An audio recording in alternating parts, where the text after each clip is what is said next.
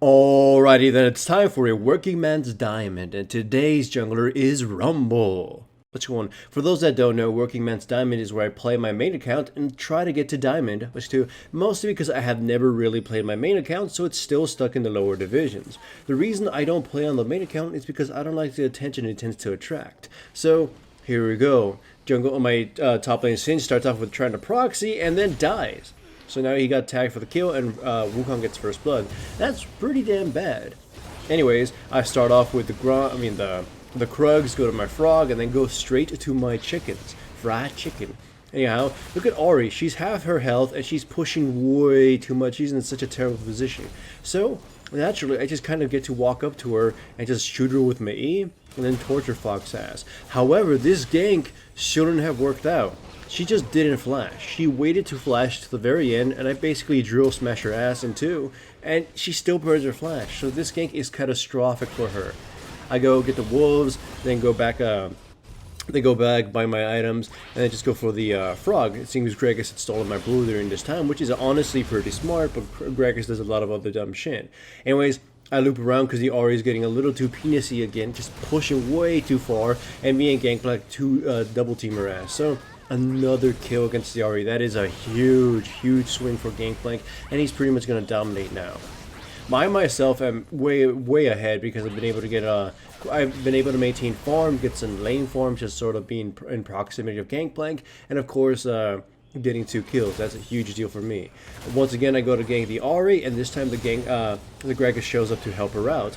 We don't actually kill the Ahri in this situation until a little bit later, but watch this. Gragas got torched. He burned his flash too. Eventually, Gangplank flashes and kills the Ahri, and the Gragas does get a return kill on the Gangplank. But that's a really good gank for us. A lot of resources were burned on the enemy team and forced him to return, and then the Ahri eventually died. So yeah, I'm definitely ahead. Unfortunately, I don't use my ultimate to good effect early for the first gank. My Lucian teammate kills Ezreal, then gets killed because the Gragas showed up, and then I burn my ultimate trying to kill the Gragas, but I don't really have the necessary damage or control to do anything, so that was a pretty bad decision. Nonetheless, though, it seems that both teams are mostly even, with my team having the advantage early. Right now, Singe is proxying a lot, but he's not really burying the lane. Like, Wukong has so far been able to keep up with the farm. Until this moment, though, both Gragas and Wukong chase after them. They lose jungle control, and I'm able to steal red. However, this situation here, I play this very poorly, mostly because I overheat after I flash. I shouldn't have used my W. I should have just tried walking up to him and burning his asshole. And as such, it kind of was a waste on my end. Still though, Gragas was forced to return once again, and it's kind of good for us in the end, right? I loom ahead top lane mostly because I feel that Gragas is going to try to attack Singe, so I'm going to show up to support him. My ultimate could have been angled a little bit better, although I don't think it would have gotten a kill. And then Singe and I just sort of forced him away and harassed him out. Singe pinks for me to leave, even though I think me sort of proxying here trying to take the tower would have been a good thing. Right now, I kind of want us to push, because I sort of feel that when it comes to team fights, we might be a little bit on the weaker side if we're not in the most optimized situations, right? Because the enemy team, even though this is gold, I like to give the team the benefit of the doubt, and I think their initiation, their displacement, and the general kiting they'd be able to do inflict upon us would be pretty immense. My team just kind of has the benefit that we're kind of kicking their ass now. So I'm just sort of, I feel it's sort of a race against time, and in that case, if we fuck around too much, we're going to get punished for it. In this situation, Lucian gets a little bit too close. Yeah, we do kill Gragas because of this, but it allows them to kill him in return, which is kind of a bigger deal than the Gragas. Right now, Wukong goes in ham and manages to actually kill the Gangplank, but dies in return as well. And it also causes Nami to use her ultimate, which is kind of a good thing for them, but not too much of a big deal. I go heal off the red buff using the smite. I go in mid to force back the push, which to be honest I think is getting a little bit too penisy in that situation. They could have just sort of backed off or tried to farm a bit more. One of the things that when I'm playing lower divisions on any account that I always notice is players have way too much dead time. They overvalue certain things because it's been ingrained in their head that all towers are important, kills are important, but as a result they try to force situations that aren't really optimal, or they tunnel vision too much in their lane, so to speak. Like right here, you can see the Ari keeps trying to go for kills, but it's very obvious I'm playing circles around her. I go get the blue, and then I'm gonna just use my ultimate to just force her off. In this situation right now, she's spending too much fucking time in mid lane. Like, she's spending too much time in mid lane. She could have gone in and helped her bottom lane or do something. Look, you can still see her dick around, and everyone is fighting their own little individual battles and getting punished for it. I'm just gonna assume that it's that they're in their thought process is that they're thinking, oh, you know what, this is what I should be doing. The tower is important. I need to defend it. I need to destroy it. But they're not realizing they can't actually do anything about it. So they're wasting time. Like, look at the level disparity between me and the Gragas. And in fact, when I was playing this game on stream and all the other games I played on stream today, a lot of the games happened where I was vastly over leveling the enemy jungler. By the way, that whole little fight there was me just completely fucking around. I didn't even know what that shit I was doing. Thankfully, it doesn't turn out as bad as it could for us because the enemy team throws in more people. If the Ezreal didn't snipe the gangplank, then we would have it would have come out ahead, even though I screwed up a lot. Anyhow, as I was saying, when I was playing these games on stream, I was like 2 and at 1.3 levels above the enemy jungler. And as I said to the viewers, it's because the enemy team grossly overestimates themselves, underestimates their opponents, and also just kind of doesn't think about the situation. Like, look here. Ari's coming because she wants to stop this blue, but she's in no position to actually get it without a lot of ordeal. I actually pull blue back down because I'm trying to lure her close to me so I can torch her ass. She did the one thing I dislike with people who have escapes and shit. They think their escape allows them to get away with doing dumb shit. I assume that the Ari thought that she'd be able to dash out of anything if we attacked her, but no, the amount of damage I could do was extreme and just torched down rather easily.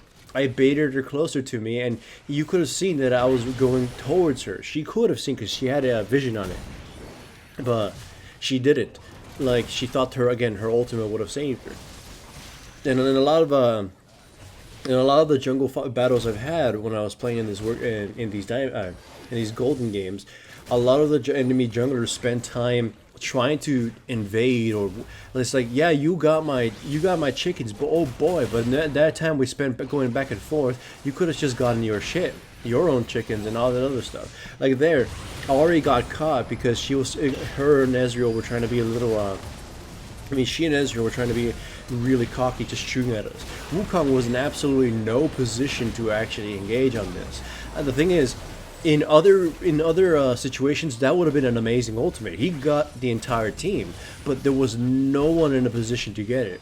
And it's sort of an example of what I've been talking about, where some people see this is the best ultimate, but not the best ultimate for the situation or the situation at hand.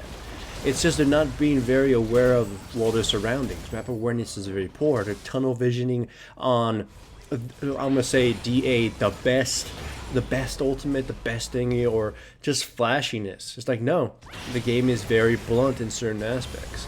Again, going back to that golem, the Ari got super punished because she got too greedy for that blue when she realized she had absolutely no fucking chance of coming out of that.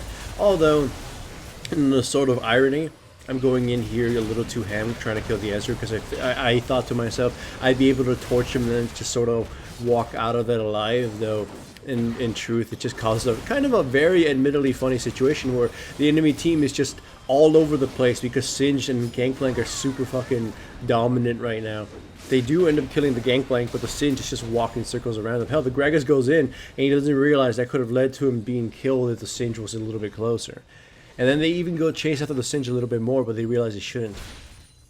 And yeah, as I was saying, the enemy junglers often have a lot of dead time. They position themselves for a counter gank, but they're in no position to actually have that happen because the enemy team knows about it or isn't playing aggressively in the first place. They just assume.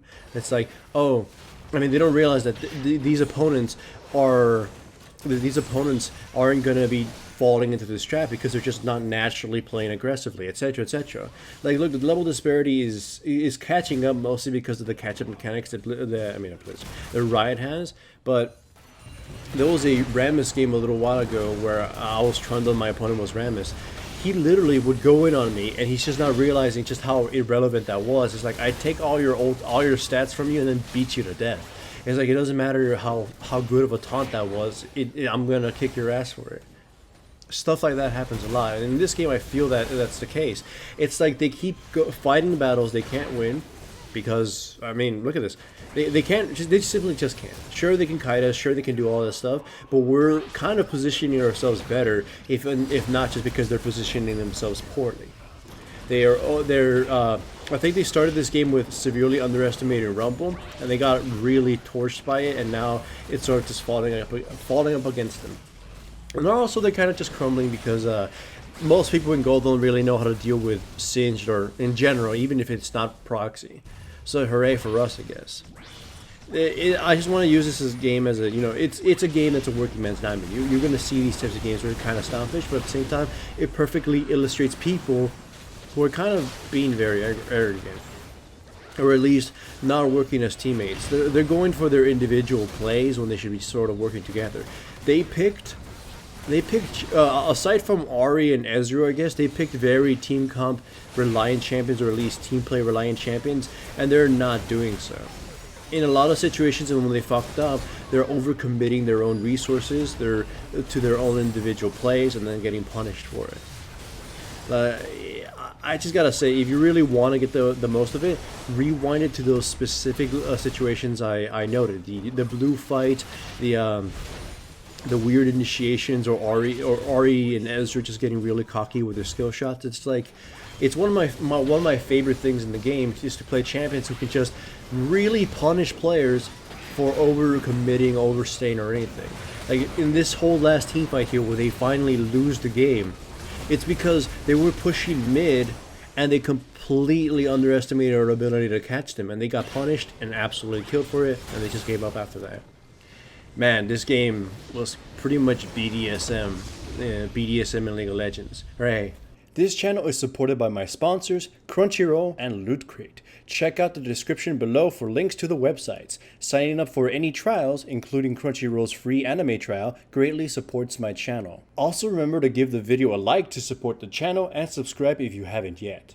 I've also made a Patreon now, and if you wish to support me through that medium, then I welcome it.